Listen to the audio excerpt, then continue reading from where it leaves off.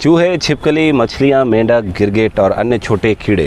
दोस्तों, सांपों के भोजन की अगर हम बात करते हैं तो प्रमुखतः आपने इन्हीं जीवों को देखा होगा सांप के भोजन के तौर पर कुछ सांप कभी कभार फॉर अ चेंज अगर अमित कहा जाए तो दूसरे सांपों पर भी हाथ आजमा लेते हैं। जी बिल्कुल, फॉर अ चेंज वो शिकार कर लेते हैं उनका। जी सही कहा आपने। सांप हर उस जीव का शिकार कर लेते हैं जो उनको लगता है कि वो उसको खा सकते हैं। ज़्यादा मतलब चूज़ी नहीं होते हैं। लेकिन आज जिन सांपों की हम बात करने वाले हैं वो कुछ ऐसे सांप हैं जो महारत रखते हैं, जो इवॉल्व ही हुए हैं दूसरे सांपों को खाने के लिए। आज के इस वीडियो में दोस्तों हम बात करेंगे ऑफियोफैगी की। और ऑफियोफैगी का अगर हिंदी में शाब्दिक अर्थ हम निकालते हैं तो उसका अर्थ होता है सांपों को खाने वाला, नॉट कैनिबलिस्टिक, ऑफियोफैगिस्ट। ऑफियोफैगी क्या है और कौन से सांप इसमें आते हैं, आप आगे की स्लाइड में देखेंगे।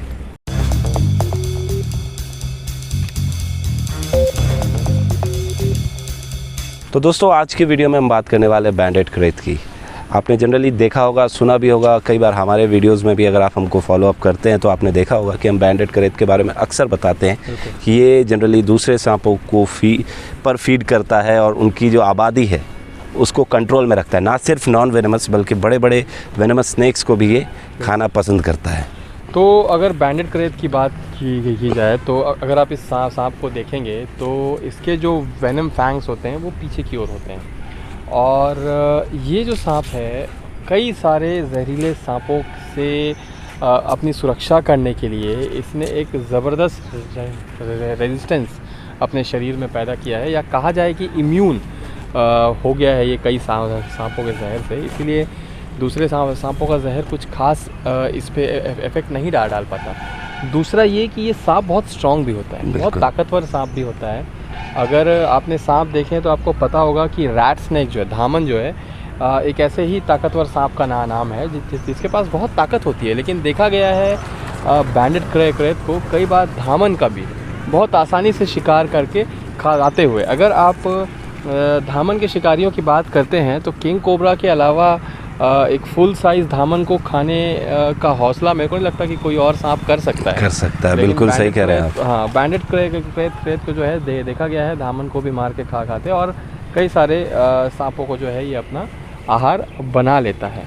इस वीडियो में दोस्तों आप देख रहे हैं कि एक चेकर्ड कीलबैक, जिसको हम बोलचाल में हम ढूंढिया कहते हैं, या यहाँ हमारी क्षेत्रीय बोली जो है यहाँ उसको ढूंढ बक्कल कहा जाता है, जेनोक्रोफिस पिस्केटर, इसका शिकार जो है बैंडेड क्रेट कर रहा है। और आप देख सकते हैं कि रेजिस्ट तो हालांकि कोई भी स्नेक करता ही है, लेकिन उस रेजिस्टेंस का इस जीव पर कोई असर नहीं हो रहा है। अक्षय, एक और बात मैं यहाँ बताना चाहूँगा कि जो थोड़े से जानकार लोग हैं वो जानते हैं कि फोलिया पिस्केटर का जो बाइट है वो कितना तगड़ा होता है कि लोग लेना नहीं चाहते उसका बाइट।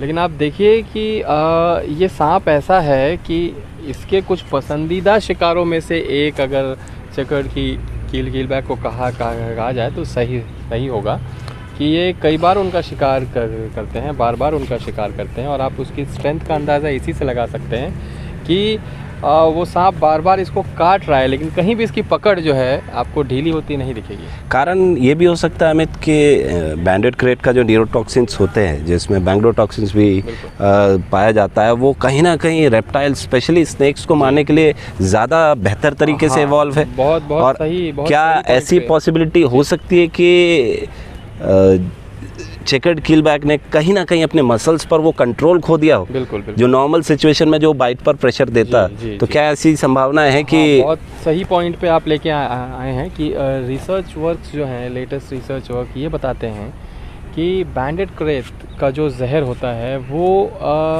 रेप्टाइल्स पे ज़्यादा असर करता है कंपेयर टू मैमल्स।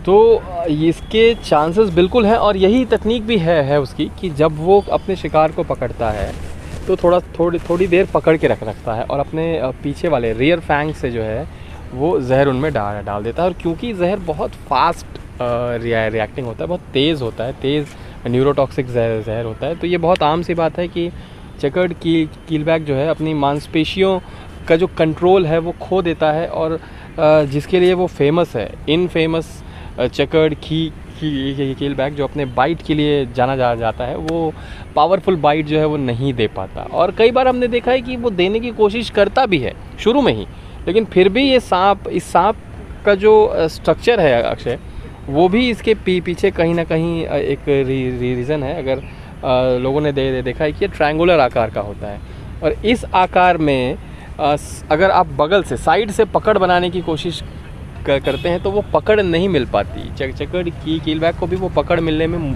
थोड़ी सी दिक्कत होती है। बिल्कुल, अगर पूरा पकड़ अगर उसको बाइट देना है तो पूरा पकड़ना होगा, लेकिन सरफेस एरिया कम होने के कारण, ऊपर जो है सरफेस एरिया कम होने के कारण वो अपने दांत अच्छे से चुभा नहीं पाता। तो आप चाहे डिज़ाइन की बात कीजिए, चाहे जहर की बात कीजिए, बिल्कुल पूरी तरीके से ढला हुआ है वो अपने शिकार के। तो ऑफियोफैगी क्यों ज़रूरी है? क्यों नेचर ने कुछ स्नेक्स को इस तरीके से इवॉल्व किया है अमित कि वो ऑफियोफैगस होते हैं? जी, तो सांप नेचर का बैलेंस जो है वो कहीं बिगड़ता नहीं। आप देखेंगे कि फूड चेन या फूड वेब की अगर बात की जाए तो हर एक जीव को खाने के लिए दूसरा जीव तैयार है। बिल्कुल। सांप क्योंकि रेप्टाइल हैं और ये संख्या में ज़्यादा अंडे या ज़्यादा बच्चे देते हैं, तो कई बार होता ये है, अगर इंसान की दखलंदाजी को हम निकाल दें, अगर हम निकाल दें तो नेचर में इतने पर्याप्त उनके शिकारी नहीं हैं जो सांपों की आबादी को परफेक्टली मेंटेन कर सकें। इसीलिए सांप खुद को खा के, खुद को मीन्स अपने प्रजाति को खा के अपनी आबादी को कंट्रोल में रखते हैं, चाहे वो जहरीले सांप हो, चाहे नॉन वेनमस सांप हो। वो ओफियोफैगी की जो मतलब क्या कहना चाहिए, जो आदत है उसको अपना के ये अपनी आबादी को कंट्रोल में रखते हैं, कंट्रोल के साथ साथ हेल्दी भी रखते हैं। बिल्कुल। ऑफियोफैगी दोस्तों टर्म हम तब यूज़ करते हैं जब किसी एक प्रजाति का सांप किसी दूसरे प्रजाति के सांप को खाए। जैसे यहाँ पर आप देख रहे हैं चेकर्ड कीलबैक को बैंडेड क्रेट ने अपना शिकार बनाया है। कैनिबलिज्म अलग-अलग, दोनों प्रजातियाँ अलग अलग हैं, जेनस बाकी मतलब सारी चीज़ें अलग हैं। कैनिबलिज्म हम टर्म तब यूज़ करते हैं, कैनिबलिज्म या स्वजातीय भक्षण, जब किसी सिमिलर प्रजाति का सांप किसी सिमिलर प्रजाति के सांप को खाए। फॉर एग्जांपल, अगर एक बैंडेड क्रेट एक छोटे बैंडेड क्रेट को मार के खाता है, या एक कोबरा को खाता है, रसल्स वाइपर अगर छोटे वाइपर्स को खाता है, या आप समझ गए मैं क्या कहना चाह रहा हूँ। तो ऐसी सिचुएशंस में या ऐसी परिस्थिति को हम कैनिबलिज्म कहते हैं, जहाँ पर एक प्रजाति अपने ही प्रजाति के दूसरे जीव का भक्षण करती है। तो उम्मीद है दोस्तों आपको ये जानकारी भरा वीडियो पसंद आया होगा। इसी तरीके के और वीडियोस देखने के लिए आप सब्सक्राइब कर सकते हैं हमारे channel snake saver team AGN Dantewada को। हम फेसबुक पर भी इसी नाम से पेज पर videos, high quality videos upload करते रहते हैं। साथ ही इंस्टाग्राम पर भी हमारा सेम नाम से ही पेज है, snake saver team AGN Dantewada. उस पर आप हाई क्वालिटी पिक्चर्स और देख सकते हैं, वीडियोस भी देख सकते हैं, जिससे आइडेंटिफिकेशन में आपको कहीं कोई इशू नहीं आएगा। आज के वीडियो में दोस्तों इतना ही। जय हिंद, वंदे मातरम।